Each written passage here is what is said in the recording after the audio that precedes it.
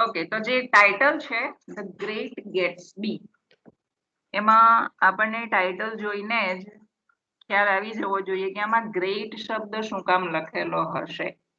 અહીં કોઈક તો ગેટ્સબી છે કે જે ગ્રેટ છે, એ રીતે આપણે સમજવાની કોશિશ કરવાની.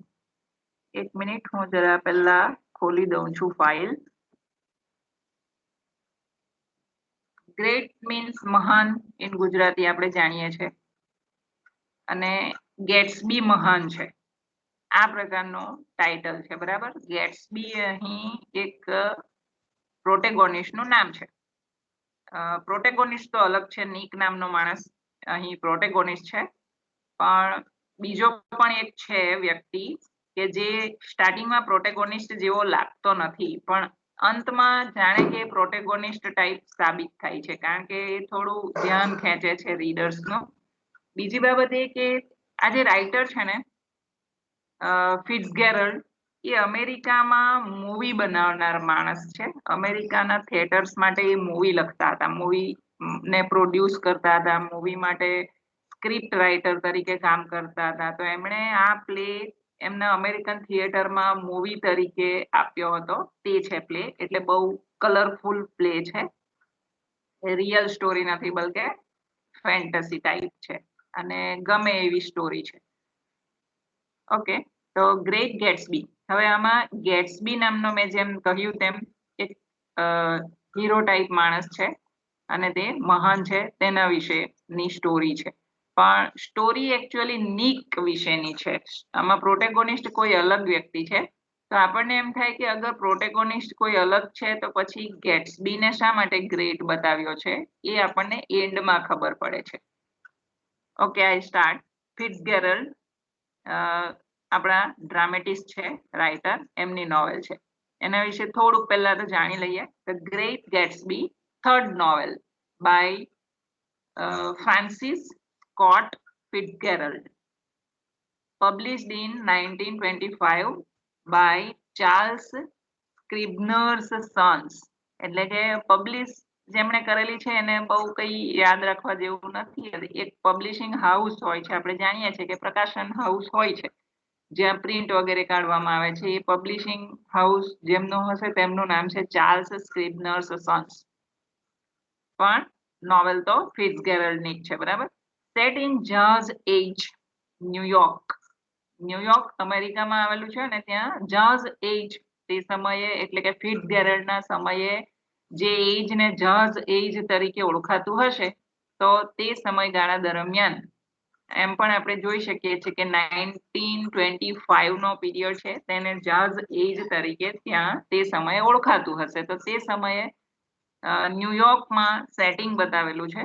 The novel tells the tragic story of Jay Gatsby. તો આ જે અહીં આપ્યું છે ને જય, આપણે એને જય બોલીશું ઇન્ડિયન લેંગ્વેજની અંદર, પણ એ લોકોની અમેરિકન સ્ટાઇલમાં આપણે એને જે કહી શકીએ છીએ. તો જે ગેટ્સબી, એની ટ્રેજિક સ્ટોરી આમાં લખેલી છે, અને તે છે આ ટાઇટલમાં ગેટ્સબી. તો એનો અંત બહુ ટ્રેજિક આવે છે, તેથી એની ટ્રેજિક સ્ટોરી કહી શકાય, અને અંતે ગ્રેટ સાબિત થાય છે. અ સેલ્ફ મેડ મિલિયોનેર. અને કેમ અ સેલ્ફ મેડ લખ્યું છે? એને બહુ અઢળક પૈસું કમાયું છે, પણ કયા સંજોગોમાં એને કમાવું પડ્યું, ધેટ ઇઝ વેરી ઇમ્પોર્ટન્ટ. અને મહેનત કરીને એને કે કોઈ પણ રીતે એને પૈસા ધન કમાવાની કોશિશ કરી છે, અને તે મિલિયોનેર બની પણ ગયો છે. And his pursuit of Daisy Buchanan. હવે એ ડેઝી બુચાનનનો પીછો કરતો હોય છે. એ પીછો કરવામાં એ મિલિયોનેર પણ બની જાય છે. A wealthy young woman. Daisy heroine છે, આની અંદર હિરોઈન બીજી પણ છે. એમ સમજી લઈએ આપણે કે બે કપલ છે, એક બાજુ નિક છે અને જોર્ડન છે, એક બીજી પણ લેડી છે જેનું નામ જોર્ડન છે. બીજી બાજુ ગેટ્સબી છે અને ડેઝી છે. તો ગેટ્સબી એ મેલ ફિગર, ડેઝી એ ફિમેલ ફિગર. તો આમાં જે ફિમેલ ફિગર છે ડેઝી બુચનન, એ બહુ વેલ્ધી યંગ વુમન હોય છે, whom he loved in his youth. તો એ લોકો જ્યારે પણ યંગ હશે તો they loved each other. અને જેમ બીજી સ્ટોરીઓમાં થતું હોય છે તેમ કે અગર કોઈ યંગ મેન પુઅર હોય તો તેના મેરેજ નથી થતા હોતા. અગર કોઈ લેડી વેલ્ધી હોય તો મેરેજ ઇમ્પોસિબલ હોય છે. તેથી યંગ મેનને શું બને છે કે ફરજ પડે છે મિલિયોનેર બનવાની. તો તે ટાઈપની સ્ટોરી આમાં છે કે ગેટ્સબી તે સમયે બહુ ગરીબ ફાર્મિંગ હાઉસનો હોય છે, એક ફાર્મર ટાઈપ ફેલો હોય છે. પછી આપણે જાણતા હોઈએ છીએ ને કે આર્મીમાં મોટા ભાગે ગરીબ લોકો જ જતા હોય છે. તો તે સમયે ગેટ્સબીએ આર્મીમાં જતા રહેવું પડે છે કમાણી કરવા માટે, કે એક સેલરી મળે પ્રાપ્ત થાય તે માટે એને આર્મીમાં જતા રહેવું પડતું હોય છે.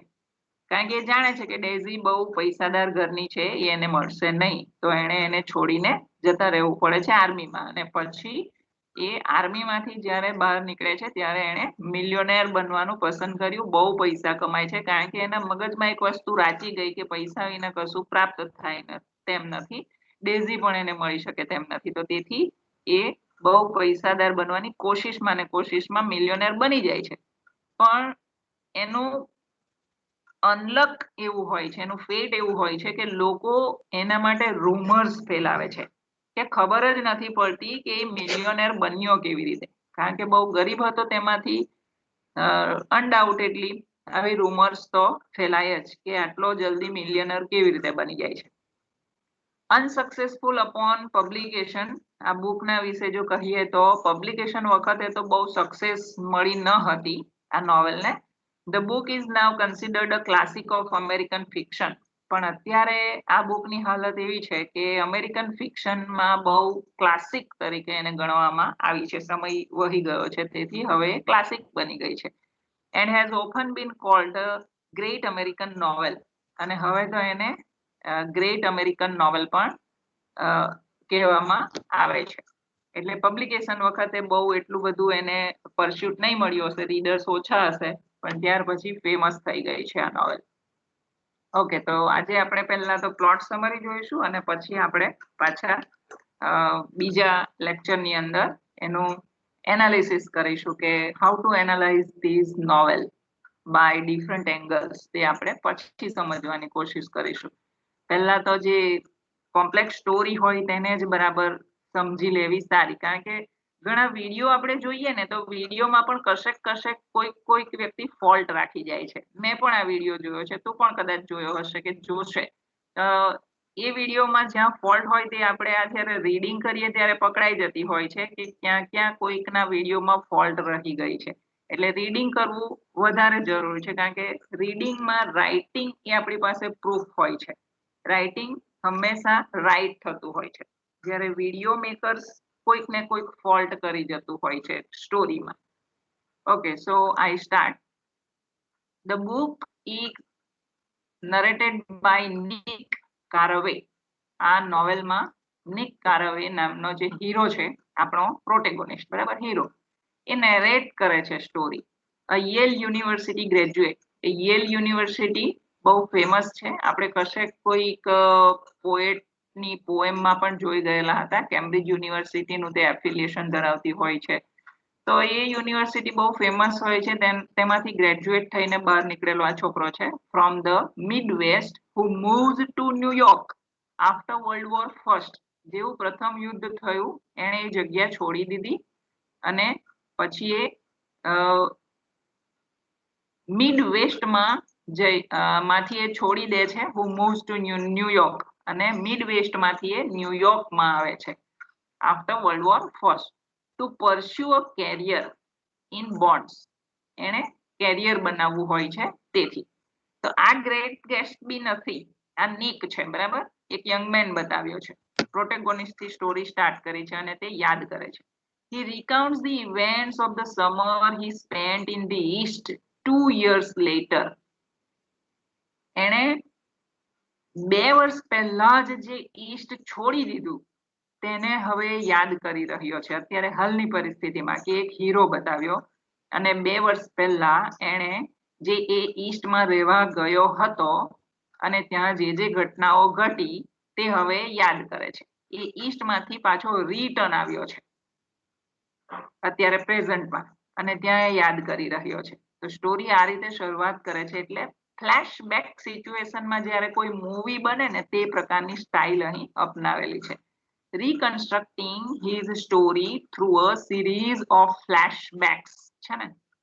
ફ્લેશબેક્સમાં આપણને આ સ્ટોરી લઈ જાય છે. Not always told in chronological order. અને ફ્લેશબેકમાં કેવી સિસ્ટમ અપનાવેલી હોય છે કે એમ એક પછી એક ઇવેન્ટ ક્રોનોલોજીકલ ઓર્ડરમાં નથી હોતી કે આ ઘટના બની પછી જ આ ઘટના બની એવું નહીં, પણ કોઈક એક ઇવેન્ટ કહે પછી તે પાછો કોઈ બીજો ઇવેન્ટ કહે, એટલે જરૂરી નથી કે આ કેરેક્ટરે ઇવેન્ટને ક્રમાનુસાર જ કહી હોય, પણ એટલું એને કોશિશ કરી છે કે એના ભૂતકાળમાં જે ઘટના ઘટી છે એને કહેવાની કોશિશ કરી છે. એ પ્રકારે આ મૂવીનું કે આ નોવેલનું પિક્ચરાઇઝેશન થયું છે.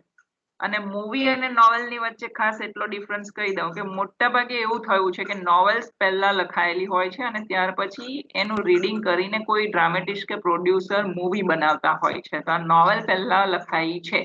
એ વાત અલગ છે કે ફિટ્ઝગેરાલ્ડ પોતે પણ મૂવી બનાવતા હતા અને એમણે આના ઉપર પણ મૂવી બનાવેલી છે, પણ સૌથી પહેલા એમણે આ નોવેલ લખી હતી, પછી એનું પિક્ચરાઇઝેશન થયું.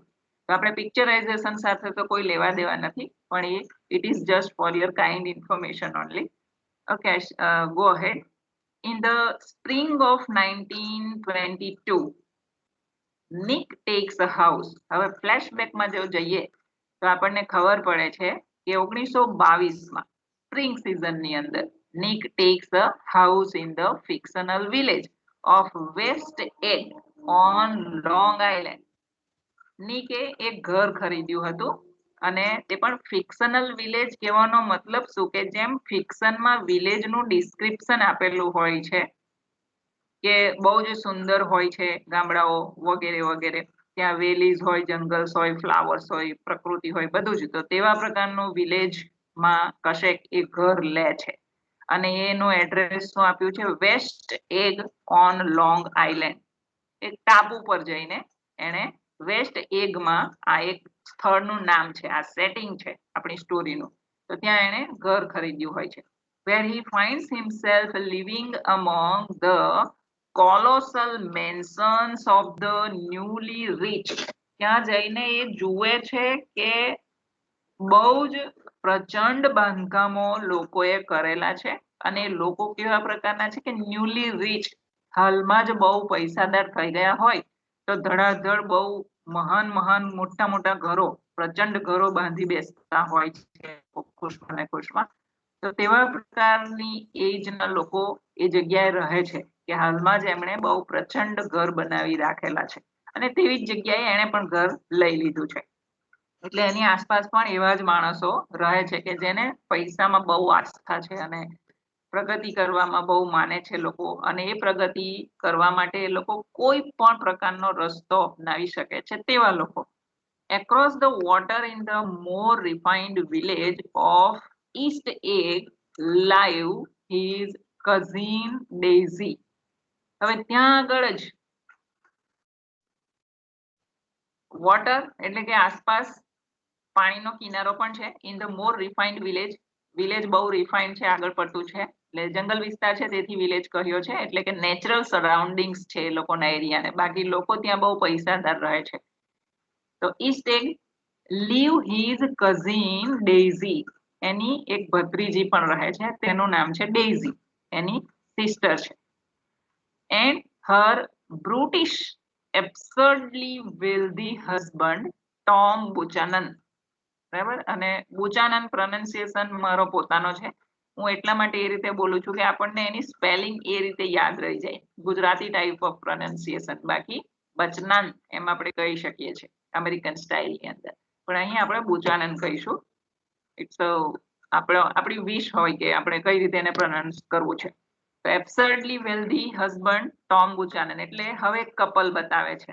આપણે યાદ રાખવાનું છે કે આપણી પાસે કેટલા કેરેક્ટર છે. પહેલા જો હું કહી જાઉં કે નિક આપણો હીરો છે, આપણે ટાઇટલમાં જોયું ગ્રેટ્સબી, એ અલગ માણસ છે.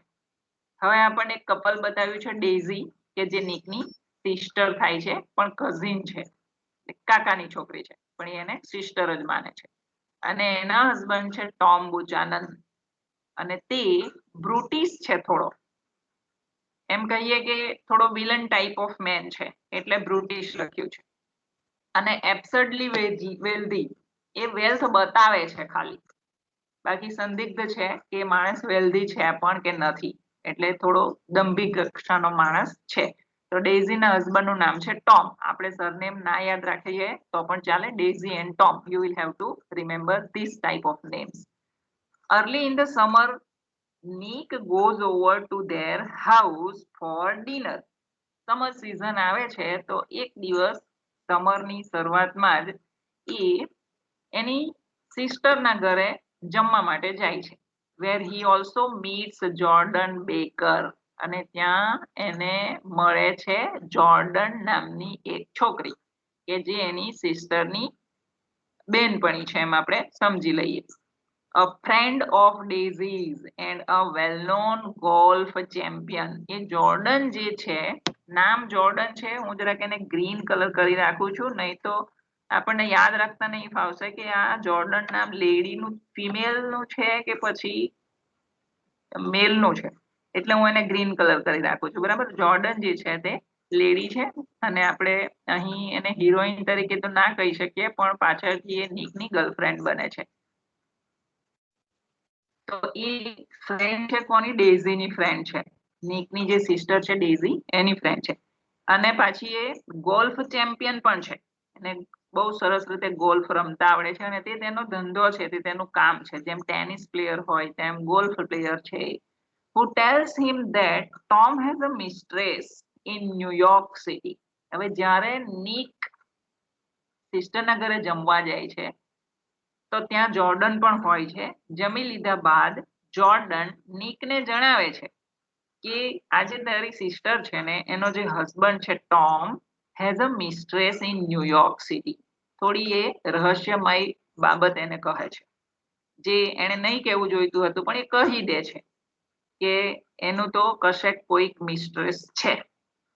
ઇન અ પ્રાઇવેટ કન્વર્ઝેશન, અને આ બધું એ પર્સનલી કહે છે નિકને, પ્રાઇવેટલી, કે પેલા બેને જેથી કરીને એ વાતની ખબર ના પડે, ડેઝી અને ટોમને. Daisy confesses to Nick that she has been unhappy. જ્યારે નિકને આવી ખબર પડે છે જોર્ડન દ્વારા, તો નિક એને પૂછે છે, કારણ કે એ પૂછશે, એનો ભાઈ છે. તો તેથી ડેઝી પણ શું કરે છે? કન્ફેસ કરે છે કે હા, એ અનહેપી રહે છે આવા કારણોસર. તો ધેટ મીન્સ કે ડેઝીને પણ ખબર છે about her husband's affairs. Returning to his house in West Egg. હવે જ્યારે નિક રિટર્ન થાય છે, he catches sight of his neighbor. અહીં એક બાબત હું સાફ કરી દઉં કે સિસ્ટર જે રહે છે તે ઈસ્ટ એગમાં રહે છે. જગ્યાના નામ ખાસ યાદ રાખવાના છે આપણે, જેથી ભૂલી ના જવાય. નિક એના બેનના ઘરે ખાસ કરીને જયા કરતો હોય છે, તો તે ઈસ્ટ એગ હોય છે, અને નિકે ઘર લીધેલું છે વેસ્ટ એગની અંદર. પૂર્વ પશ્ચિમ આપણે સમજી લેવાનું. એટલે એવા ભાગલા પડેલા છે જ્યાં જ્યાં એમણે સોસાયટીઓ બનાવી હશે ત્યાં આગળ. તો જ્યારે વેસ્ટ એગમાં જાય છે, he catches sight of his neighbor.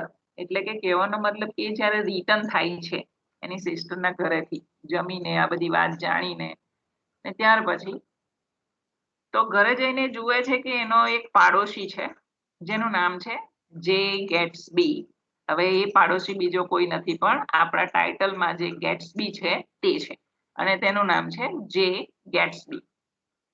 તો એ એની નજરમાં આવે છે, અને તે કઈ હાલતમાં નજરમાં આવે છે? સીન કેવું છે? Standing alone in the dark and stretching his arms out to a green light burning across the bay at the end of Tom and Daisy's dock. એમ આપણે કહી શકીએ કે ટોમ અને ડેઝીનું જે ઘર હતું તેની જે લોબી હતી તે તરફ, જ્યાં દરિયા કિનારો પણ હતો. આપણે પહેલા જ જોયું કે તેમના ઘરોની આસપાસ પાણી વહે છે, વોટર એમ આપણે શબ્દ વાંચ્યો. તો ત્યાં દરિયા કિનારો પણ હતો, તો સ્વાભાવિક છે દીવાદાંડી પણ હોય એટલે ગ્રીન લાઇટ પણ હોય. તો એ ગ્રીન લાઇટ જ્યાં બળતી હતી તે દિશામાં એ એના હાથો ફેલાવીને અંધારામાં એકલો ઊભો હતો. પોતાના ઘરની લોબીમાં જ ઊભો હતો, પણ એની નજર ક્યાં હતી? ટોમ અને ડેઝીઝ ડોક, એમની જે લોબી હતી, એ કપલની જે ઘરની લોબી હતી તે તરફ એની નજર હતી. આ સંજોગોમાં નિકે ગેટ્સબીને જોયો, અને જે ગેટ્સબી એનો નેબર થાય છે એટલે એ પણ વેસ્ટ એગમાં રહે છે એમ આપણે સમજી જવાનું. અર્લી ઇન જુલાઈ, હવે આ નોવેલમાં છે ને સમર, જુલાઈ, જાન્યુઆરી આવી રીતે બધા મહિના કે સીઝન આવું બધું ખાસ લખેલું છે. તો that is not very important for us. એ અગર ના પણ યાદ રહે તો કોઈ જરૂર નથી કે ભાઈ ઘટના જુલાઈમાં ઘટી, એટલે જ આપણને પહેલા જ કહી દીધું આપણે જ્યારે સ્ટાર્ટિંગ કર્યું કે ક્રોનોલોજીકલી આપણને કશું નથી બતાવ્યું કે કયો ઇવેન્ટ સ્પેસિફિક કયા ટાઈમ પર બન્યો છે, પણ જુલાઈમાં આમ થયું હતું કે સમર સિઝન હતી તે સમયે, આને કહેવાય કે ક્રોનોલોજીકલ કોઈ ઘટના બતાવી નથી. તો early in July Tom introduces Nick to his mistress Myrtle Wilson. હવે ટોમ શું કરે છે, નીકને એક દિવસ બોલાવે છે. ટોમ કોણ છે, એની સિસ્ટરનો હસબન્ડ છે. તો નીકને બોલાવે છે એક દિવસ અને ઇન્ટ્રોડ્યુસ કરાવે છે કે લુક ધીસ ઇઝ મિર્ટલ વિલ્સન. તો મિર્ટલ એ પણ લેડી કેરેક્ટર છે અને તે ટોમની મિસ્ટ્રેસ બતાવી છે જે ઓલરેડી મેરિડ છે પાછી. તો આપણે દરેકની મિસ્ટ્રેસને પણ પાછી યાદ રાખવી પડશે કે ભાઈ નીકની જે ગર્લફ્રેન્ડ છે તે જોર્ડન છે, ડેઝીના હસબન્ડનું નામ ટોમ છે અને તેની મિસ્ટ્રેસ છે તે મિર્ટલ છે.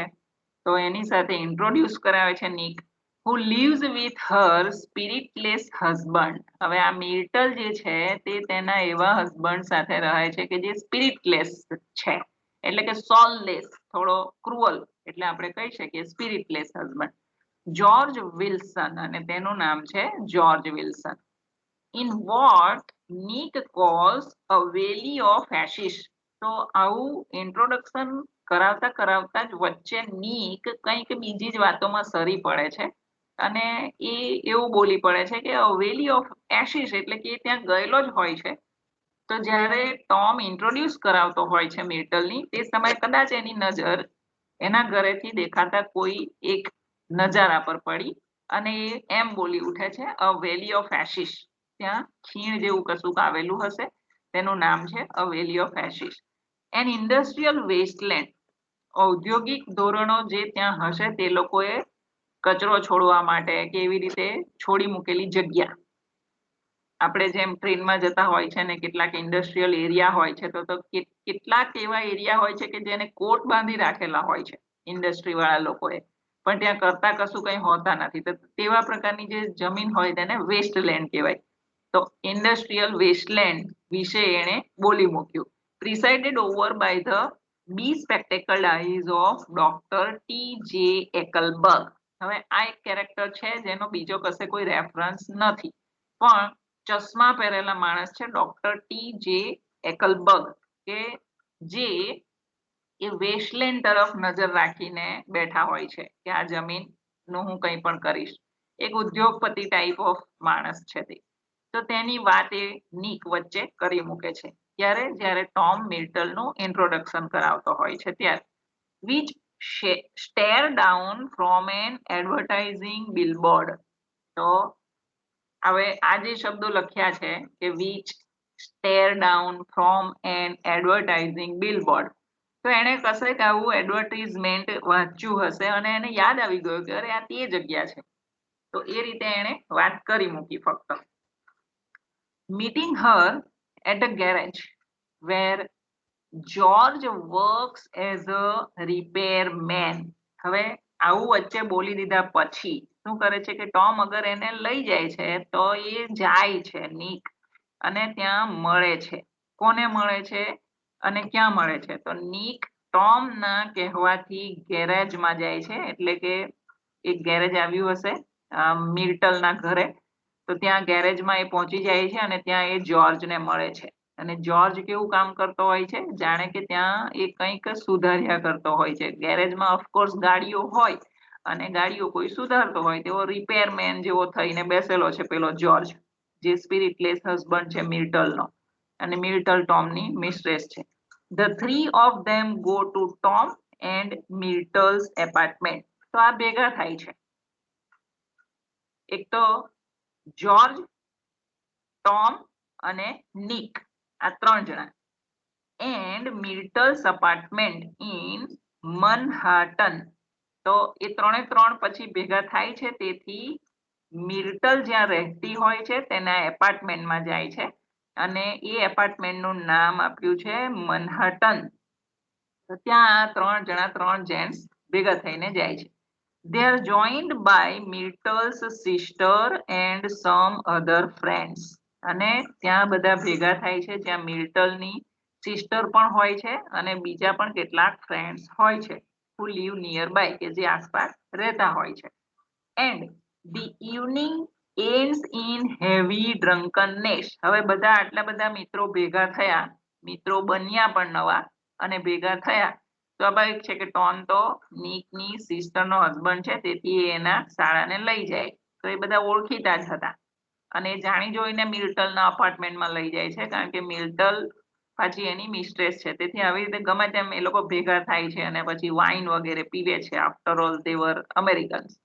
તો ડ્રંકનનેસ બહુ છે એ લોકોમાં તે દિવસે સાંજે. And Tom punching Myrtle in the nose. હવે ઘટના એવી ઘટી કે બહુ ડ્રંક હોવાથી મિર્ટલથી ટોમની વાઈફ ડેઝી વિશે થોડા ખરાબ શબ્દો બોલાઈ ગયા હોવાથી ટોમ ગુસ્સામાં મિર્ટલને પંચ મારી બેસે છે, સીધું નાક ઉપર, in the nose. When she brings up Daisy, એટલે કે જ્યારે એ મિર્ટલ ડેઝી ઉપર કંઈક લાવી બેસે છે, કંઈક બોલી બેસે છે, કહેવાનો મતલબ ત્યારે. તો Nick wax up in a train station the morning આફ્ટરવર્ડ. હવે બધા જ પીધેલી હાલતમાં હોય છે, તેથી ગમે તેમ પાર્ટી એન્ડ થઈ આવી રીતે, થોડું મારામારી પણ થઈ ગઈ ટોમની મિર્ટલ સાથે, અને પછી બધા છૂટા પડ્યા હશે. અને ત્યારે નિક ક્યારે જાગે છે? એ જ્યારે અર્ધ બેભાન અવસ્થામાં ટ્રેનમાં પણ બેસી ગયેલો હોય છે અને સવારે એના ઘર તરફ એ પહોંચે છે, સ્ટેશન તરફ, in a train station the morning આફ્ટરવર્ડ. એટલે કે પછી સવાર પણ થવાનો સમય છે, પાછળથી સવાર થાય છે, એટલે કે એન્ડ આવી રીતનો છે, ટૂંકમાં બતાવ્યો છે રાત્રિના સમયે. અને પછી બીજા દિવસે સવાર ફૂટી નીકળે છે. As the summer progresses. હવે પાછું સમર બતાવ્યું, જેમ ઉનાળો આગળ વધતો જાય છે. Nick grows એકસ્ટમ્ડ. નિકને હવે થોડીક ફાવટ આવી ગઈ છે એરિયામાં રહેવાની, કારણ કે બહારથી આવ્યો હોય છે યેલ યુનિવર્સિટીમાંથી ભણીને. તો શરૂઆતમાં થોડી તકલીફ થાય, તો હવે એ એકસ્ટમ્ડ થઈ ગયો છે. તેનાથી ટેવાઈ ગયેલો છે to the noises and lights of dazzling parties held at his neighbour's house. હવે એના નેબર તો કોણ છે? પેલો ગેટ્સબી. એ બહુ પાર્ટી આપ્યા કરે છે, તો એના ઘરે બહુ જ જાત જાતની લાઇટ્સ વગેરે થાય છે, કારણ કે એ હવે મિલિયોનેર છે, તો પાર્ટી પણ બહુ મોટી આપે છે. એટલે કંઈ એમ સમજી લઈએ કે સાઉન્ડ કરતા હશે, મ્યુઝિક વગાડતા હશે, એમ કરીને નોઇઝ વધારે હશે, લાઇટ્સ વધારે હશે. તો એવાથી હવે નિક પણ ટેવાઈ ચૂક્યો છે. Where the famous and newly rich turn up on Saturday nights to enjoy Gatsby's well-stocked bar and full jazz orchestra. ત્યાં એવરી સેટરડે નાઇટ્સ પાર્ટી આપવામાં આવે છે ગેટ્સબી દ્વારા. અને ગેટ્સબીને અહીં કેવો બતાવ્યો છે, એનું જે ઘર હોય છે વેલ સ્ટોક્ડ, એટલે એનું એક બાર ચાલતું હોય છે, વાઇન બાર. તેમાં વાઇન કદી ખૂટતો નથી, એટલે વેલ સ્ટોક્ડ લખ્યું છે. And full jazz orchestra. અને જ્યારે પાર્ટી આપે છે ત્યારે જાઝ નામનું મ્યુઝિક ઓર્કેસ્ટ્રા એ વધારે વગાડે છે જોર જોરમાં. તો એવા પ્રકારનું વાતાવરણ હોય છે, જેનાથી હવે નિક પણ ટેવાઈ ગયો છે સાંભળી સાંભળીને. Nick attends one of these parties. એક દિવસ નિકે પણ આવી પાર્ટીમાં બોલાવા પર જવાનું થાય છે.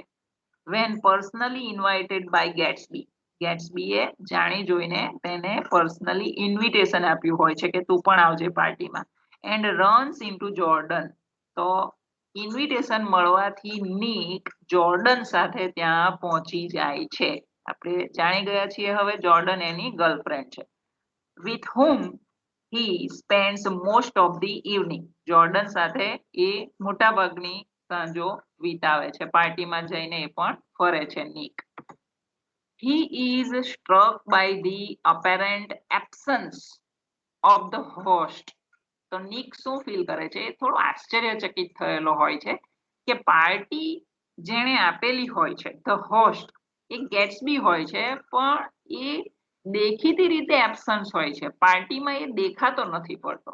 તો એ શું બતાવે કે એ પાર્ટી શું કોઈ રસ વિના કરતો હશે, પાર્ટી આપીને ખુશ, પોતે ત્યાંથી ગાયબ રહેતો હોય છે, દેખાતો નથી પડતો વગેરે. એટલે કે વાઇન વગેરે પીતો નહીં બતાવ્યો હોય કે ડાન્સ વગેરે નહીં કરતો હોય, મ્યુઝિક વગેરેમાં રસ નહીં ધરાવતો હોય, તે પ્રકારનું નીક જુએ છે, ઓબ્ઝર્વ કરે છે કે એની ગેરહાજરી એને દિશે છે કે ગેટ્સબી ક્યાં ગયો. એન્ડ ધી ઇમ્પ્રેશન ધેટ, એ એવી ઇમ્પ્રેશન પણ મેળવે છે, all of his guests seem to have dark theories. એ એમ પણ જુએ છે કે એ જેટલા પણ ગેસ્ટને આમંત્રે છે પાર્ટીની અંદર, તે બધામાં તે બધા જ આ જે હોસ્ટ છે અહીંનો ગેટ્સબી, એના વિશે થોડીક ડાર્ક થિયરીઝ એને જાણવા મળે છે કે જેણે ઇન્વિટેશન આપ્યું તેના વિશે જ આ લોકો રૂમર્સ પણ ફેલાવતા રહે છે અને બધા જાત જાતની વાતો કરતા રહે છે પાર્ટીમાં અબાઉટ ગેટ્સબીઝ પાસ્ટ, ગેટ્સબીનો ભૂતકાળ કેવો રહ્યો હોય છે તે વિશે. એટલે સાચી માહિતી કોઈ પ્રાપ્ત થતી નથી. However Nick meets him at last, કંટાળીને નીક છેલ્લે એને મળે છે in a rather quiet encounter later in the evening when the man sitting beside him identifies himself as Gatsby. એ જુએ છે કે મને જેણે નિમંત્રણ આપ્યું છે એ માણસ છે કોણ. એને તો એને બહુ દૂરથી જોયો હતો ને કે ભાઈ એનો પડોશી છે, ડેઝીના ઘર તરફ નજર નાખીને ઊંધો ઉભેલો હોય છે, તો ફેસ વગેરે જોયું નહીં હોય, એટલે એ હવે એને જોવા ઈચ્છે છે કે જાણે તો છે કે આ ગેટ્સબી એ જ છે, પણ પાર્ટી વગેરેમાં તો કેવી લાઇટ ફોકસ કેવું હોય, તો એ એને શોધતો હોય છે કે હોસ્ટ ક્યાં છે. તો છેલ્લે એને મળે છે, તો શોધતા શોધતા એ જ્યાં બેસેલો હોય છે તો એની બાજુમાં જ ગેટ્સબી બેસી રહેલો હોય છે. તો એ એને ઓળખાણ આપે છે પોતે જ કે હું ગેટ્સબી છું જેને તું શોધે છે. ગેટ્સબી disappears and later asks to speak to Jordan privately. A introduction તો આપે છે કે હું જ ગેટ્સબી છું, પછી એ ઇન્ટ્રોડક્શન આપ્યા બાદ ડિસએપિયર થઈ જાય છે નીકની સામેથી અને પાછળથી જોર્ડનને એ પ્રાઇવેટલી મળે છે અને એને વાત કરવા કહે છે કે મારે તારી સાથે થોડીક વાત કરવી છે. તો જોર્ડન એની સાથે જાય છે ગેટ્સબી સાથે. જોર્ડન રિટર્ન્સ અમેઝડ, જ્યારે જોર્ડન પરત ફરે છે નીક પાસે ત્યારે થોડી આશ્ચર્યચકિત મુદ્રામાં હોય છે. By what he has told her, કેમ? કારણ કે ગેટ્સબીએ એને કશું કહેલું હોય છે. But she is unable to tell Nick what it is, પણ ત્યાં પાર્ટીમાં ને પાર્ટીમાં જ એ નીકને કહી નથી શકતી કે આ ગેટ્સબીએ મને શું કહ્યું. તો આપણે જોઈશું કે એ ક્યારે એને કહેશે કે એણે શું કહ્યું છે. નીક begins seeing Jordan Baker as the summer continues. હવે નીક વધારે ને વધારે જોર્ડન બેકરને મળતો જ રહે છે, સમર જેવો ચાલુ રહે છે ત્યાં, મીન્સ કે એની ફ્રેન્ડશિપ ચાલુ જ રહે છે, એને મળતો જ રહે છે જોર્ડનને. And he also becomes better acquainted with Gatsby, અને એટલું જ નહીં, એ ગેટ્સબીને પણ હવે તો વધારે સમય મળતો રહે છે, એટલે એની સાથે પણ એની ફ્રેન્ડશિપ ટાઈપ થઈ જ ગઈ હોય છે. વન આફ્ટરનૂન, એક દિવસ બપોરે in late July, when they are driving into Manhattan for lunch, Manhattan પર તરફ જઈ રહ્યા હતા કારમાં.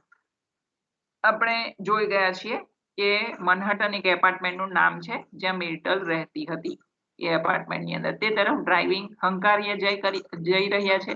ગેટ્સબી ટ્રાઇઝ ટુ ડિસ્પેલ ધ રૂમર્સ, તો તે સમયે ગેટ્સબીને ચાન્સ મળી જાય છે કે એ એના માટે જે રૂમર્સ ફેલાયેલી છે તેને તોડવાની કોશિશ કરે છે.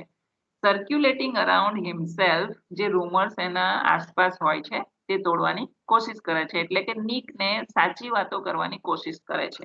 And he tells Nick that he is the son of very wealthy people who are all dead. એ કહે છે કે ભાઈ હું બહુ પૈસાદાર માણસોના ઘરે જન્મ્યો હતો જે હવે જીવિત નથી એ લોકો. and that he is an Oxford man, અને એ ઓક્સફર્ડમાં ભણેલો માણસ છે. એન્ડ અ વોર હીરો, અને યુદ્ધમાં પણ એ હીરો તરીકે સાબિત થઈને આવ્યો છે. આટલી વાતો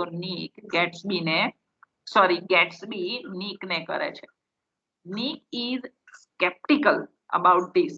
હવે અહીં આવું પાછું કેમ લખી દીધું કે ગેટ્સબીએ જે કંઈ વાત નીકને કરી એ સાચી હતી કે કેમ તે બાબતે નીકને ડાઉટ જાય છે, તેથી સ્કેપ્ટિકલ શબ્દ લખ્યો છે કે એણે મને એના વિશે જે કંઈ પણ કહ્યું તે સાચું પણ છે કે કેમ એ ચોક્કસ નથી.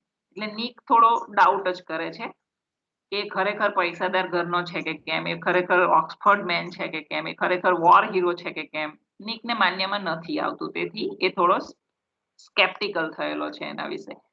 At lunch, he meets Gatsby's business partner, Mayer Wolsheim. અને બંને જણ જ્યારે લંચ કરે છે ત્યારે ગેટ્સબીનો બિઝનેસ પાર્ટનર સાથે પણ નીક મળે છે, જેનું નામ છે Meyer Wolfsheim. The man who fix the World Series. હવે આ એ માણસ છે, એટલે કે અહીં વોલ્શેમને કેમ બતાવ્યો છે કે રાઇટર આપણને એમ બતાવવા માંગે છે કે આ ગેટ્સબી એ બહુ મિલિયોનર છે, એટલે એના માણસો ધંધામાં જે પાર્ટનર જેવા છે તે પણ પાછા બહુ મહાન છે એમ બતાવવામાં આવે છે. તો એ એવો માણસ છે કે જેણે વર્લ્ડ સિરીઝ 1919 ની અંદર શરૂ કરેલી હતી. આ કહેવાનો મતલબ એવો છે કે જેમ ટીવી સિરિયલોમાં અમુક સ્પેસિફિક સિરીઝ ચલાવવામાં આવતી હોય છે ને, તો તેના જે ઓર્ગેનાઇઝર હોય છે તેને બતાવવામાં આવે. જેમ કે આપણા ઇન્ડિયાની અંદર કોઈ રિયાલિટી શોની સિરીઝ ચાલુ કરવાના હોય તો એ રિયાલિટી શોની સિરીઝ ચાલુ કરનાર માણસ કોણ, જેમ કે કલર્સ ચેનલ વાળો કોઈ હોય તો તે પ્રકારનો એ માણસ છે મેયર વોલ્સેમ. એટલે અહીં એમ લખ્યું છે, જો ના સમજ પડે તો કહી રાખું એમ. The man who fix the World Series in 1919. આપણે બ્રેકેટમાંનું વાંચવાનું નથી, તે સમયે બ્રેકેટમાં એટલા માટે લખવામાં આવ્યું છે કે આપણને સમજણ આપી છે કે ફિટ્ઝગેરલ્ડના સમયમાં રિયલ પર્સન અને રિયલ ઇવેન્ટ, મેં કહ્યું ને અત્યારે રિયાલિટી શો આપણા સમયમાં પણ ચાલે છે, તો ફિટ્ઝગેરલ્ડના સમયમાં પણ ચાલતા હશે, તો તેના બેઝડ ઉપર આવી સિરીઝ રચવામાં આવતી હતી. તો તેથી અહીં બ્રેકેટમાં સમજાવ્યું છે. Later at tea. હવે જ્યારે પાછળથી આ લોકો ચા પીવે છે, જોર્ડન બેકર ટેલ્સ નીક. હવે એને સમય મળ્યો જોર્ડનને પેલી વાત કહેવાનો, તો એ નીકને કહે છે the surprising thing that Gatsby had told her in confidence at his party.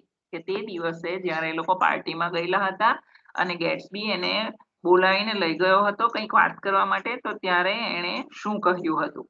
ગેટ્સબી head non નીક્સ cousin daisy. Jordan જણાવે છે કે ભાઈ આ ગેટ્સબી તારી સિસ્ટર ડેઝીને જાણે છે. ઓલમોસ્ટ 5 years earlier, 5 વર્ષ પહેલાથી ઓળખે છે ડેઝીને. In Louisville and they had been in love. અને ફેક્ટ તો એ છે કે ધે હેડ બીન ઇન લવ. આ વાત પણ જોર્ડન ડેઝીના ભાઈ નીકને કરે છે. But then he went away to fight in the war. પણ પછી થયું હતું એવું કે તેણે યુદ્ધમાં જતા રહેવું પડ્યું હતું. and she married Tom Buchanan. અને ડેઝીએ ટોમ સાથે મેરેજ કરી લીધા હતા તે સમય દરમિયાન. આટલી વાત ગેટ્સબીએ જોર્ડનને કરી હશે, તેથી જોર્ડને નીકને કરી દીધી. Gatsby bought his house on West Egg. ગેટ્સબીએ વેસ્ટ એગ ઉપર ઘર એટલા માટે લીધું છે કે so he could be across the water from her, કે જેથી કરીને ડેઝીને એ ત્યાંથી આરામથી જોઈ શકે.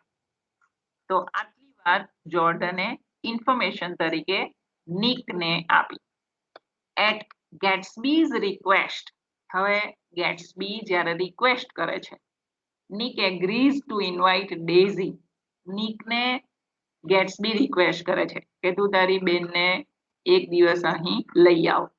તો નીક શું કરે છે કે એણે રિક્વેસ્ટ કરી જ છે, અને આમ પણ માણસ સારો લાગે છે, પૈસાદાર લાગે છે, ખરાબ લાગતો નથી, તો નીક પણ માની જાય છે, agrees to invite daisy.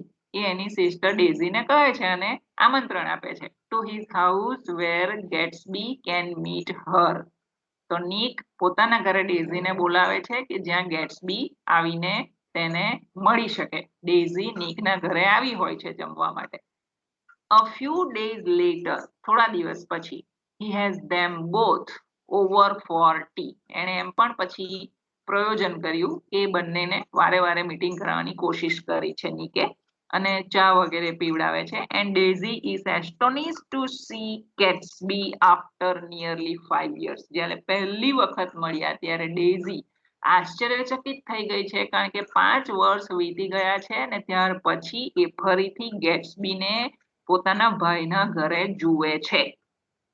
The meeting is at first uncomfortable. શરૂઆતમાં મીટિંગ થોડી અનકમ્ફર્ટેબલ રહી કારણ કે ડેઝી મેરેજ કરી ચૂકેલી હોય છે ટોમની સાથે અને હવે ગેટ્સબી આવ્યો છે. And Nick steps outside for half an hour. અડધો કલાક માટે નિક બહાર ચાલ્યો જાય છે જેને ચાન્સ આપી શકે આ બંનેને મળવા માટે. To give the two of them privacy. When he returns, જ્યારે નિક રિટર્ન આવે છે, they seem fully reconciled. આ બંને પાત્રો કે જે પહેલા આશ્ચર્યચકિત થઈ જાય છે ડેઝી, તો હવે બંને સમજીને બેસેલા છે. એટલે કે નિક અડધો કલાક બહાર ફાળવીને આવ્યો એટલામાં તો બધું રિકન્સિલિએશન થઈ ચૂકેલું હોય છે. એટલે કે ગેટ્સબી ડેઝીને સમજાવી ચૂકેલો હોય છે કે શું શું થયું અને ડેઝી પણ સમજી ચૂકેલી હોય છે. ગેટ્સબી ગ્લોઈંગ વિથ હેપીનેસ. તો એના મનમાં જે પણ ભરેલું હશે એ બધું ગેટ્સબીએ કહી દીધું હોવાથી હવે એ થોડું હેપીનેસ ફીલ કરે છે. પહેલા સેડ રહેતો હતો પણ હવે એનો ચહેરો ચમકે છે કારણ કે એ હવે ડેઝીને મળ્યો છે.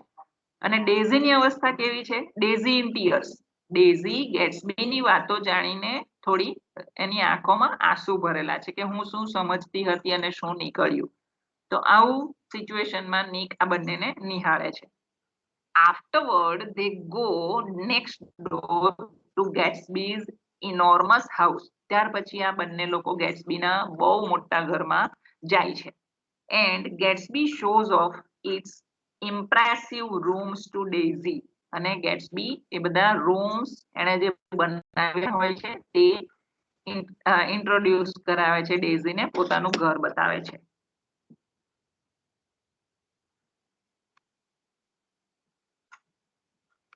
As the days pass, જેમ જેમ દિવસો વીતતા જાય છે, Tom becomes aware of Daisy's association with Gatsby. હવે ડેઝીના હસબન્ડ ટોમને ખબર પડી જાય છે કે ગેટ્સબીને ડેઝી મળતી રહે છે. Disliking it, એને એ નથી ગમતું. He shows up at one of Gatsby's parties with his wife. એ જાણી જોઈને ડેઝી સાથે ગેટ્સબીની કોઈ એક પાર્ટીમાં જાય છે અને એ બતાવી પણ દે છે કે એને ગેટ્સબી ગમતો નથી. It becomes clear that Daisy does not like the party. એ પાર્ટીમાં જાય છે, ગેટ્સબીએ જે અરેન્જ કરેલી હોય છે એના ઘરમાં જ, ત્યાં ટોમ જ લઈ જાય છે ડેઝીને જોવા માટે જ કે હું જે ડાઉટ કરું છું એ સાચો છે કે નહીં. તો એ જુએ છે કે ડેઝીને પાર્ટી નથી ગમતી. એનું કારણ એ છે કે એ પાર્ટી જે હોય છે તેમાં જે બધા માણસો ભેગા થયેલા હોય છે તે થોડા ઇમ્પ્રોપર વર્ક કરે છે પાર્ટીમાં, જે રિચ મેન લોકો કરતા હોય છે. Just like that. હું આગળ વાંચું છું એટલે ખબર પડી જશે. તો ડિસલાઇકિંગ it, he shows up at one of Gatsby's parties with his wife. It becomes clear that Daisy does not like the party. એટલું તો ખુલ્લું થઈ જાય છે, છતું થઈ જાય છે કે ડેઝીને પાર્ટી ગમી નહીં. And is appalled, એ તો આઘાત પામે છે by the impropriety of the new money crowd. એ ત્યાં જે બધા પૈસાદાર માણસો જે આવેલા હોય છે અને તે જે રીતે બિહેવ કરે છે એનાથી એ આઘાત અનુભવે છે પાર્ટીમાં. At West Egg, Tom suspects that Gatsby is a bootlegger. ટોમને ત્યાં જ પાર્ટીમાં જ ડાઉટ જાય છે, એ સસ્પેક્ટ કરે છે કે ગેટ્સબી એ બુટલેગર જ હોઈ શકે. વાઇન વગેરે વેચતો હશે તો જ એ પૈસા આટલું બધું કમાઈ ગયો છે અને આવી પાર્ટી વગેરે આપે છે કે જ્યાં વાઇનની છોડો ઉડે છે. તો એ સસ્પેક્ટ કરવા લાગી જાય છે. એન્ડ હી સેઝ સો, અને એ ત્યાં જ આવું કહે પણ છે, એટલે ગેટ્સબીનું ઇન્સલ્ટ પણ કરે છે. Voicing his dismay to Nick, after the party is over. અને એ નિકને ભડકાવે પણ છે જ્યારે આ પાર્ટી પૂરી થાય છે કે ગેટ્સબી યોગ્ય માણસ નથી. Gatsby explains that he wants Daisy to tell Tom she never loved him and then marry him as though the years had never passed. તો આવા સમયે કે જ્યારે ટોમે ગેટ્સબીનું ઇન્સલ્ટ કર્યું છે, એને બુટલેગર કહ્યો છે, તેવા સમયે રિપ્લાયમાં ગેટ્સબી શું કહે છે એ સમજાવે છે કે ડેઝી એ ટોમને કહી દેવું જોઈએ કે she does not love her husband Tom and she wants to marry me. તો એ કહેવડાવે છે ગેટ્સબી ડેઝીને. આવું એનો રિપ્લાય છે. Gatsby's wild parties cease thereafter. હવે ત્યાર પછી ઘણી બધી આવી જંગાલિયત ભરેલી પાર્ટી એક પછી એક થતી રહે છે. And Daisy goes over to Gatsby's house in the afternoons. Daisy પણ ગેટ્સબીના ઘરે બપોરના સમયે જતી હોય છે. On a boiling hot day near the end of the summer, Nick arrives for lunch at the Buchanan's house. એક દિવસ એવું થાય છે ઉનાળામાં કે Nick arrives for lunch. A daisy અને ટોમ બુચનનના ઘરે એક દિવસ બપોરે જમવા માટે આવે છે. Gatsby and Jordan have also been invited. તો ટોમે એ લોકોને બંનેને પણ ઇન્વાઇટ કરેલા છે. In the dining room, Daisy pays Gatsby's a compliment. હવે સ્વાભાવિક છે કે હસબન્ડે અગર કોઈને ઇન્વાઇટ કર્યા હોય તો વાઇફ શું કરશે કે એના હસબન્ડને ખોટું ના લાગે તેથી જમતી વખતે બધાના માટે કંઈક સારું સારું બોલશે. તો એ ગેટ્સબીના માટે પણ કોઈ કોમ્પ્લિમેન્ટ કરી જાય છે. તો that makes clear her love for him. ટોમને વધારે ડાઉટ જાય છે. And when Tom notices this, જ્યારે ટોમે આ નોટિસ કર્યું કે એણે કોઈ કોમ્પ્લિમેન્ટ કર્યા છે, મારી વાઈફે કોઈના કોમ્પ્લિમેન્ટ કર્યા છે અને તે ગેટ્સબી છે, he insists they drive into town. તો એ ગુસ્સે થઈ જાય છે અને એમ કહે છે કે તમે બંને અહીંથી નીકળી જાઓ, ડ્રાઈવ કરીને જતા રહો. કોને કોને કહે છે? ડેઝીને અને ગેટ્સબીને. તો ડેઝી એન્ડ ગેટ્સબી લીવ, એના કહેવાથી ડેઝી અને ગેટ્સબી ત્યાંથી નીકળી જાય છે. In Thomas blue coupe. શેમાં નીકળી જાય છે? તો ટોમની ગાડીમાં નીકળી જાય છે. બ્લુ કૂપ એ લોકોની કારનું નામ છે. While Tom drives, Jordan and Nick. તો ટોમ શું કરે છે? જોર્ડન અને નિકને લઈને ઇન ગેટ્સબીઝ ગેરિશ યલો કાર. જે કાર ગેટ્સબી મૂકી ગયો છે તેમાં, એટલે કે યલો કલરની કારમાં આ ત્રણ જણા ટોમ, જોર્ડન અને નિક જતા હોય છે ત્યાંથી. On the way, હવે રસ્તામાં શું થાય છે? Tom stops for gas at George Wilson's garage. Gas ભરવા માટે ટોમ ગાડી ઊભી રાખે છે અને ગેસ જ્યાં ભરે છે તે ગેરેજનું નામ હોય છે George Wilson's garage in the valley of ashes. આપણે આ વિશે જોઈ ગયા છે આગળ. વેલી ઓફ એશિસ પાસે આવેલું હોય છે અને જોર્જ વિલ્સનની ગેસ ભરવાની, જેમ પેટ્રોલ પંપ હોય છે તેમ ગેસ પંપ હોય છે, ત્યાં ગાડી ઊભી રાખે છે. And Wilson tells Tom that he is planning to move. આ વિલ્સન કોણ હોય છે? જે એક સમયે રિપેરમેન તરીકે દેખાતો હોય છે, તેનો ગેસ પંપ હોય છે. બરાબર, અંડરલાઈન કરી રાખું છું. એ મિત્તલનો હસબન્ડ હોય છે. મિત્તલ ટોમની મિસ્ટ્રેસ છે. તો તેને ત્યાં એ ગેસ ભરવા ગાડી ઊભી રાખે છે. ત્યાં જોર્જ એને અચાનક એમ કહી પાડે છે, કારણ કે પેલા ઓળખતા હોય એટલે મળતા મળતા વાતચીતમાં કહી દેવાતું હોય છે કે ભાઈ અમે તો હવે અહીંથી જતા રહેવાના છીએ. We are planning to move. ક્યાં? તો કે વેસ્ટ તરફ જતા રહેવાના છીએ. આ લોકો પહેલા ઈસ્ટ તરફ રહેતા હોય છે. With Myrtle as soon as he can raise the money. જેવા પૈસા વધે ને તેમ હવે અમે અહીંથી જતા રહેવાના છીએ એમ કહે છે ટોમને. This news આ સાંભળીને shakes Tom considerably. કારણ કે મિર્ટલ ત્યાંથી જતી રહે એને પસંદ નથી, એ થોડો હલી ઉઠે છે. And he speeds on towards Manhattan. એ મિર્ટલના અપાર્ટમેન્ટ તરફ ડ્રાઈવ કરવા માટે ગાડીની સ્પીડ વધારી દે છે. Catching up with Daisy and Gatsby, એવામાં એ ડેઝી અને ગેટ્સબાયને પણ પકડી પાડે છે. The whole party ends up in a parlor. તો આ બધા જ ભેગા પાછા થાય છે એક પાર્લરમાં એટ ધ પ્લાઝા હોટેલ. ત્યાં લોકો પાછા ભેગા થાય છે. Hot and in bad temper, જો કે ભેગા તો થાય છે પણ એ લોકોનો ટેમ્પર બહુ બેડ થઈ ચૂકેલો હોય છે, કારણ કે બધાનું કોઈની ને કોઈની સાથે અફેર છે. તેમાં નિક અને જોર્ડન એ લોકોની સાથે છે પાછા. એ લોકોને તો લાઈફમાં બીજો કોઈ સ્ટ્રગલ નથી, પણ આ લોકોની સાથે ભેરવાયેલા હોય છે. તો as they are about to drink mint juleps, એક દ્રાક્ષાસવ હોય છે, દ્રાક્ષમાંથી બનાવેલો વાઇન, જે બહુ વધારે પીવામાં આવે તો ચડી જતો હોય છે. તો તે લોકો જ્યુલેપ્સ પીવે છે ત્યાં આગળ ટુ કૂલ ઓફ, ઠંડા પડવા માટે, કારણ કે બહુ ગુસ્સામાં હોય છે બધા. તેથી Tom confronts Gatsby directly on the subject of his relationship with Daisy. તો ત્યાં જ એ પીને ગેટ્સબીની સાથે ડાયરેક્ટ જ ઝઘડો કરી પાડે છે. ડેઝી ટ્રાઈઝ ટુ કામ ધેમ ડાઉન, અને ડેઝી વચ્ચે પડીને ગેટ્સબી અને ટોમને શાંત પાડવાની કોશિશ કરે છે. But Gatsby insists that Daisy and he have always been in love and that she has never loved Tom. પણ ગેટ્સબી તો બોલી જ જાય છે કે તારી જે વાઈફ છે ડેઝી એ મારી ગર્લફ્રેન્ડ છે, વી લવ ઈચ અધર, અને she hates you, આમ કરીને બોલી જ જાય છે. As the fight escalates, આ બંને બહુ ચસકી ઉઠે છે, બહુ ઇમ્પલ્સિવ થઈ જાય છે ઝઘડામાં. And Daisy threatens to leave her husband. તો ડેઝી એવામાં ટોમને છોડી જવાની ધમકી આપી બેસે છે. Tom reveals what he learned from an investigation. તો ટોમ તે સમયે એમ બોલે છે કે મેં થોડું સંશોધન પણ કર્યું છે કે ગેટ્સબીના અફેર્સ કયા કયા છે, કે શું ધંધા કરે છે વગેરે. That he had earned his money by selling illegal alcohol. એ ઇલીગલી વાઇન વેચે છે, અને તે પણ ક્યારે? At drug store. તો ડ્રગ સ્ટોરની અંદર એ ઇલીગલી આલ્કોહોલ વેચે છે in Chicago, with walls same after prohibition laws went into effect.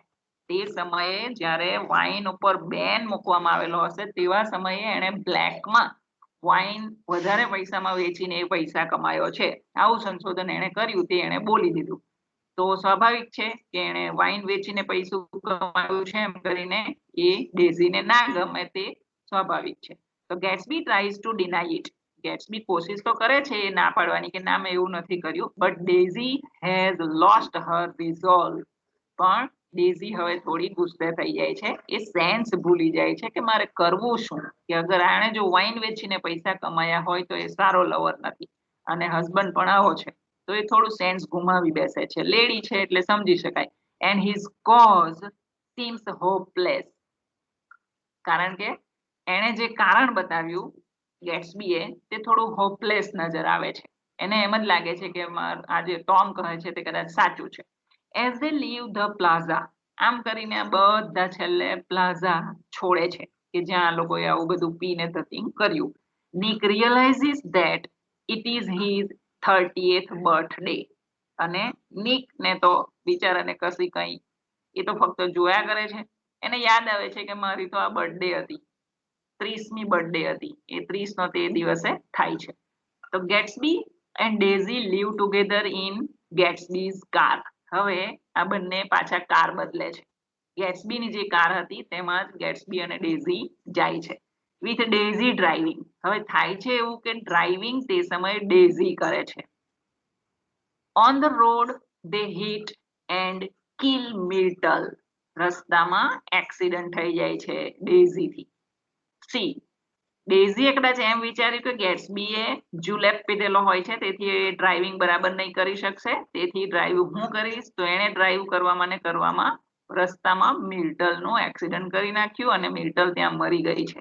who after having a vehement argument with her husband, કારણ કે તે બહુ આવેશમાં હતી એના હસબન્ડની સાથે આર્ગ્યુમેન્ટ કરીને, ઝઘડો કરીને નીકળેલી હોય છે, તેથી had run into the street toward Gatsby's passing car.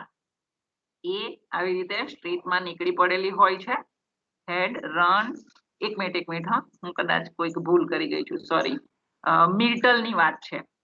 Okay, ત્યાં સુધી સાચું છે કે ડેઝી ડ્રાઇવિંગ કરતી હોય છે, રસ્તામાં એ મિર્ટલનું એક્સિડન્ટ કરી બેસે છે અને મિર્ટલ ત્યાં મરી પણ ચૂકી હોય છે. તો મિર્ટલ વિશે શું? તો Myrtle who after having a vehement argument with her husband, એ એના હસબન્ડ જ્યોર્જ વિલ્સન સાથે થોડી આવેશમાં ઝઘડો કરીને આવી હોય છે. હેડ રન ઇનટુ ધ સ્ટ્રીટ, એ સ્ટ્રીટમાં નીકળી ચૂકેલી હોય છે ટુવર્ડ ગેટ્સબીઝ પાસિંગ કાર. એ ગેટ્સબીની કારને જોઈને શેરીમાં નીકળી ચૂકેલી હોય છે. એને એવું હોય છે થિંકિંગ ઇટ વોઝ ટોમ, કે કદાચ એ ટોમ હશે એમ કરીને એ કારની સામે આવી ગઈ છે, પણ તેમાં ગેટ્સબી હતો, ટોમ ન હતો. તો તેથી એનું એક્સિડન્ટ ત્યાં થાય છે અને એ મૃત્યુ પામે છે. ટેરિફાઈડ, ડેઝી કન્ટિન્યુઅસ ડ્રાઇવિંગ. હવે એનાથી એક્સિડન્ટ થઈ ગયું છે ડેઝી થી, એટલે એ ડરી ગયેલી છે, તો એ ડ્રાઇવિંગ ચાલુ રાખે છે કે કદાચ કોઈ મને પકડી ના લે એમ કરીને. But the car is seen by witnesses, પણ બહુ બધા લોકોએ કાર જોઈ લીધી છે કે કયા કલરની કાર છે, કયા નંબરની કાર છે વગેરે. Coming behind them, Tom stops his car when he sees a commotion on the road. પાછળ ટોમ આવતો જ હોય છે, એ જોઈ છે કે રોડ ઉપર કમોશન છવાયેલું છે, એક ડેડ બોડી પડેલી છે અને બહુ બધા લોકો અઢળક જામ ત્યાં ભેગા થઈ ગયા છે. તો ટોમ કાર રોકે છે. He is stunned and devastated when he finds the body of his mistress dead on a table in Wilson's garage. એ તો આશ્ચર્યચકિત થઈ ગયો કે એ બીજું કોઈ નહીં પણ મિર્ટલ હતી અને વિલ્સનની ગેરેજના એક ટેબલ ઉપર એની બોડી મૂકવામાં આવેલી છે. Wilson accusingly tells him, Wilson એના ઉપર આરોપ મૂકે છે અને કહે છે કે it was a yellow car that hit her, કે એ પીળા કલરની કાર હતી જેણે એને હિટ કરી છે. But Tom insist it was not his, એ ઇન્સિસ્ટ કરે છે કે ના એ કાર મારી ન હતી. And drives on to East Egg in tears, અને આવું સાંભળીને એ આંખમાં આંસુ લઈને ઈસ્ટ એગ તરફ ગાડી હંકારીને જાય છે. Back at the Buchanans' house in East Egg, એના ઘર તરફ એ ફરે છે. Nick finds Gatsby hiding in the garden.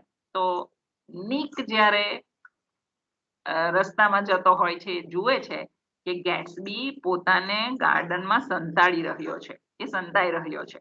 And learns that, અને જાણે છે એટલે કે નિકને ખબર પડે છે that it was Daisy who was driving. ગેટ્સબીએ કહ્યું કે ડેઝી ડ્રાઇવિંગ કરતી હતી અને એનાથી એક્સિડન્ટ થઈ ગયું છે, તેથી અમે છુપાઈ રહ્યા છે. ધો ગેટ્સબી ઇન્સિસ્ટ, છતાં વાતમાં ગેટ્સબી ભારપૂર્વક જણાવે છે કે he will say it was him, હું કહી દઈશ, જો મને મારી કારને જો લોકો ઓળખી કાઢે છે તો હું કહી દઈશ કે ડ્રાઇવિંગ હું કરતો હતો અને ડેઝી નહીં, હું ડેઝીને બચાવી લઈશ, એવું એ ભારપૂર્વક જણાવે પણ છે નિકને. તો તેથી જ આપણે યાદ રાખવાનું છે કે એ એકચ્યુઅલ ગ્રેટ માણસ છે કે એની ગર્લફ્રેન્ડ થી એક્સિડન્ટ થઈ ગયું તો એ સીન એના માથા ઉપર લઈ લે છે, એ એક્યુઝેશન એના માથા પર લઈ લે છે, એ પનિશમેન્ટ એના માથા પર લઈ લે છે કે અગર અમને કોઈ શોધી કાઢે ને તો હું કહી દઈશ કે એક્સિડન્ટ મારાથી થયું છે. He says he will wait outside Daisy's house in case Tom abuses Daisy. હું ડેઝીના ઘરની બહાર જ ઊભો છું અગર ટોમ ડેઝીને મારે છે, ફટકારે છે તો. તેથી એ રાત્રિના સમયે ત્યાં બહાર જ ઊભેલો હોય છે. The next morning, બીજા દિવસે સવારે Nick goes over to Gatsby's house. બીજા દિવસે સવારે નિક જાતે ગેટ્સબીના ઘરે જાય છે, where he has returned dejected. Nick advises him to go away. Nick એ ગેટ્સબીને એડવાઇસ આપે છે કે તું કશે દૂર જતો રહે, તને શોધી કાઢશે લોકો. Afraid that his car will be traced, લોકો ટ્રેસ કરતા તારી પાસે આવી રહેશે. તો ગેટ્સબી શું કરે છે? હી રિફ્યુઝિસ, એ ના પાડે છે. And that night he tells Nick the truth, અને તે રાત્રિએ ગેટ્સબી એકદમ સાચું બોલે છે કે એનો પાસ્ટ શું હતો. તો એ ટ્રુથ તે દિવસે કહે છે. એણે પહેલા જે ટ્રુથ કહેલું હતું અને એ જે સ્કેપ્ટિક બન્યો હતો નિક એની કહેવા પર, તો તે હવે સોલ્યુશન થાય છે. He had come from a poor farming family. આ એનું ગેટ્સબીનું ટ્રુથ છે કે એકચ્યુઅલી બહુ એક ગરીબ ખેડૂતના ઘરે જન્મ્યો હતો and had met Daisy in Louisville અને એ ડેઝીને લુઝીવિલેમાં મળ્યો હતો while serving in the army જ્યારે એ આર્મીમાં સર્વિસ કરતો હતો but he was too poor પણ એ બહુ ગરીબ હોવાને લીધે to marry her at the time marriage કરી શક્યો ન હતો. He earned his incredible wealth only after the war અને એ જે માન્યામાં નહીં આવે એટલું અઢળક પૈસું એ યુદ્ધ થઈ ગયા બાદ કમાયો છે by bootlegging as Tom discovered. ટોમે જે શોધી કાઢ્યું હતું ને તે સાચું હતું, હું બુટલેગર છું અને એ રીતે મેં પૈસા કમાયા છે કારણ કે મારે એને મેળવવી. તો આ એને કહ્યું છે. રિલક્ટન્ટલી થોડી આનાકાની કરીને નિક લીવ્સ ફોર વર્ક એ ત્યાંથી કામ માટે નીકળી જાય છે. while Gatsby continues to wait for a call from Daisy જ્યારે ગેટ્સબી રાહ જોતો હોય છે કે ડેઝી મને કોલ કરે અને કહે કે સિચ્યુએશન ક્યાં આવીને ઊભી છે. that afternoon George Wilson arrives in East Egg. George Wilson આવી ચડે છે, મિર્ટલનો હસબન્ડ, જેની મિર્ટલ મૃત્યુ પામી છે તેનો husband. where Tom tells him that it was Gatsby who killed his wife. ટોમે પણ જુઠ્ઠું બોલી દીધું કે ગેટ્સબીએ જ મિર્ટલને મારી નાખી છે. Wilson makes his way to Gatsby's house. આ સાંભળીને વિલ્સન સીધો ગેટ્સબીના ઘરે જાય છે. where he finds Gatsby in his pool. જ્યાં ગેટ્સબી એના પૂલ પાસે ઊભેલો હોય છે. Wilson shoots Gatsby and then himself. તો વિલ્સન એની રિવોલ્વરથી ગેટ્સબીને શૂટ કરે છે, મારી નાખે છે અને then himself પોતે પણ સુસાઇડ કરી જાય છે કારણ કે હવે એની મિર્ટલ પણ રહી નથી તો એ પણ સુસાઇડ કરી જાય છે. afterwards the Buchanans leave Long Island. પાછળથી ડેઝી અને ટોમ આ જગ્યા છોડીને જતા રહે છે. they give no forwarding address અને એ કોઈને પણ એડ્રેસ પણ નથી આપતા કે જેથી કરીને પછી સાચું બહાર ના આવે કારણ કે હવે પેલા બંનેનું તો સોલ્યુશન થઈ ગયું છે, મૃત્યુ પામ્યા, હવે એને કોણ શોધવાનું, પણ સાચું નથી કહેતા. આ લોકો રાજ જ રાખે છે કે તે દિવસે એક્સિડન્ટ ડેઝીથી થયું હતું. Nick arranges Gatsby's funeral. હવે થાય છે એવું કે ગેટ્સબી એક સારો માણસ હતો એમ કરીને નિકે એનું ફ્યુનરલ નું આયોજન કર્યું છે. ઓલ્ધો ઓન્લી 2 people attend. પણ આટલી બધી પાર્ટીઓ આપતો હોવા છતાં એના ઘરે બધું મફતમાં લોકો ડ્રિંક કરી જતા હોવા છતાં એના ફક્ત એક્સિડન્ટમાં એનું નામ આવ્યું હોવાથી એને ક્રુઅલ સમજીને માત્ર 2 લોકોએ ફ્યુનરલ અટેન્ડ કર્યું. એ જોઈને નિક પણ ડઘાઈ ગયો કે કોઈ એક સારા માણસનું આવી રીતે મૃત્યુ થઈ ગયું. એ જ જાણે છે કે એની બેનને એણે બચાવી લીધી છે તો એણે ફ્યુનરલ કરી. one of whom is Gatsby's father. એક જ માણસ હતો ત્યાં, 2 માણસ એટલે કોણ હોઈ શકે, નિક પોતે અને ગેટ્સબીના ફાધર જે પુઅર ખેડૂત હતા એક સમયે. Nick moves back to the Midwest. એ જોઈને નિકને પણ ખોટું લાગી આવે છે કે જે ગ્રેટ માણસ હતો, ગ્રેટ ગેટ્સબી હતો, તેના ફ્યુનરલમાં કોઈ આવ્યું જ નહીં, ઇવન જોર્ડન પણ નથી આવી, તો એ જોર્ડનને પણ છોડી દે છે અને એનું જે ઘર એણે ખરીદેલું હતું તે છોડીને એ મિડ વેસ્ટમાં જતો રહે છે. એણે જે વેસ્ટ એગમાં જે ઘર લીધું હતું તે છોડી દે છે અને મિડ વેસ્ટમાં એ રિટર્ન થઈ જાય છે. Disgusted with life in the East. એને હવે નથી ગમતું ત્યાંની લાઈફ, ઈસ્ટની લાઈફ. તો અહીં એનો એન્ડ છે. આપણે શરૂઆતમાં જોયું કે ઈસ્ટમાં થી એ 2 વર્ષ પહેલા જ ઘર છોડીને આવ્યો છે, એ આપણને શરૂઆતમાં કહી દીધું છે. તો સ્ટોરીના તાતણાઓ આવી રીતે બાંધવાના છે. આ ફ્લેશબેક પૂરું થયું ને કે હવે પોતે જે જ્યાં બેસેલો હશે અને જે સ્ટોરી આપણને કહી તે આ પ્રકારની સ્ટોરી છે. હવે નિક એકલો છે, એની સાથે જોર્ડન પણ નથી અને એણે કહી પણ દીધું કે આઈ ડિસગસ્ટ ધેટ લાઈફ. મને તે લાઈફ નથી ગમતી કારણ કે ઘટનાઓ બહુ ખરાબ બની. ટ્રેજિક એન્ડ આવ્યો બિચારા ગેટ્સબીનો કે જેને એણે ગ્રેટ ગણાવ્યો છે. Okay, so this is the end. અને આપણા લેક્ચરનો પણ અહીં એન્ડ કરું છું. આપણે ફરીથી આ લેક્ચરના એનાલિસિસ ઉપર જઈશું પાછળથી, પણ ફાઇલ હું સેન્ડ કરી દઉં છું. Okay then, thank you for listening. I end the lecture. Yes, ma'am.